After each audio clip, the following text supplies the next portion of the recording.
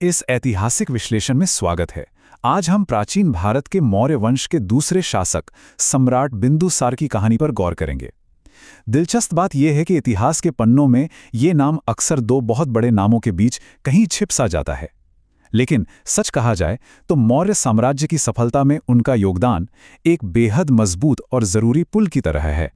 तो चलिए इस दिलचस्प सवाल में थोड़ा गहराई से उतरते हैं। एक तरफ चंद्रगुप्त मौर्य, जिन्होंने इतने विशाल साम्राज्य की नींव रखी, और दूसरी तरफ महान सम्राट अशोक, जिन्होंने इसे इसके चरम पर पहुंचाया। इन दोनों के बीच वो कौन सा महान सम्राट था जिसने सब कुछ जोड़कर रखा? आइए उस शासक के जीवन को समझते हैं जिसने इतिहास की इन दो दिग्गज हस्तियों को आपस में जोड़ने का अहम काम किया। मौर्य वंश की अहम कड़ी बिंदुसार का ये महत्व समझना बहुत जरूरी है। चंद्रगुप्त मौर्य के पुत्र और सम्राट अशोक के पिता के रूप में बिंदुसार का शासनकाल करीब 297 ईसा पूर्व से शुरू होकर 273 ईसा पूर्व तक चला। देखा जाए तो ये समय एक विशाल लेकिन बिल्कुल नए साम्राज्य को ठोस और स्थिर बनाने के लिए सबसे अहम युग था।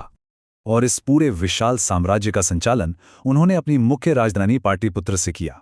यहाँ एक बात बिल्कुल स्पष्ट होनी चाहिए, उन्हें सिर्फ एक बना बनाया साम्राज्य विरासत में नहीं मिला था, बल्कि उन्होंने अपने पिता द्वारा स्थापित उस मौर्य साम्राज्य को और भी ज्यादा मजबूत बनाने के लिए लगातार काम किया।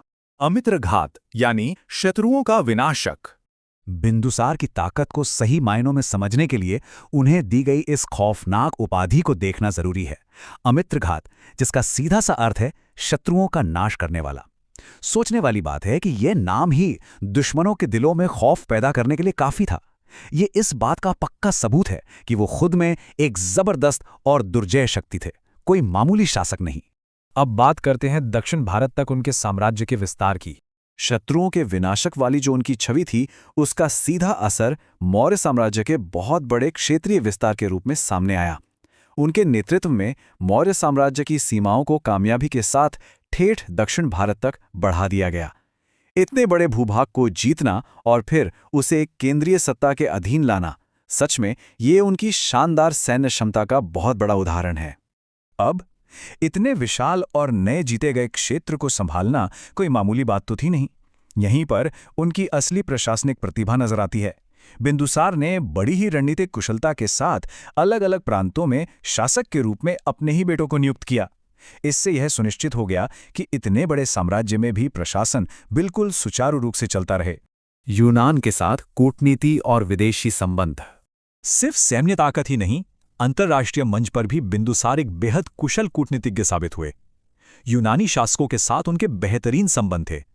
इसका सबसे बड़ा उदाहरण यह है कि यूनानी राजा एंटियोकस प्रथम ने अपने खास राजदूत डाइमकस को सीधे बिंदुसार के दरबार में भेजा था। वैश्विक कूटनीति में मौर्य साम्राज्य का दबदबा कैसे बढ़ रहा था, यह उसका एक जीता जागता सबूत है। महान अशोक की तैयारी, ये साम्राज्य के भविष्य का सवाल था। ये वो खास रणनीतिक फैसला था जिसने मौर्य वंश की विरासत को हमेशा के लिए एक नई दिशा दे दी। बिंदुसार ने अपने बेटे अशोक को उज्जैन और तक्षशिला जैसे बेहद अहम क्षेत्रों का शासन संभालने के लिए भेजा था। असल में ये कदम भविष्य के उस महान सम्राट को शासन प्रणाली और प्रशासन की एक तरह से पूरी व्यवहारिक शिक्षा दे रहा था। महान अशोक की असली नींव तो यहीं से तैयार हो रही थी। ये सारी सावधानीपूर्वक की गई तैयारी करीब 273 ईसा पूर्व में बिंदुसार की मृत्यु के साथ अपने मुकाम पर पहुंची। उनके जाने के बाद इसी अनुभव और ठोस तैयारी ने अशोक के लिए मौर्य साम्राज्य का अगला सम्राट बनने का सीधा और साफ रास्ता तैयार कर दिया। इस विश्लेषण को खत्म करने से पहले एक बहुत ही गहरा सवाल उठता है।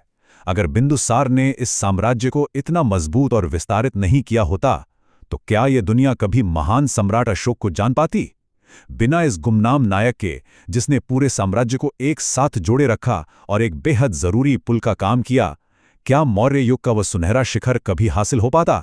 ये एक ऐसा सवाल है जो प्राचीन इतिहास की इन अहम कड़ियों को बिल्कुल नए और गहरे नजरिए से देखने पर मजबूर कर देता है।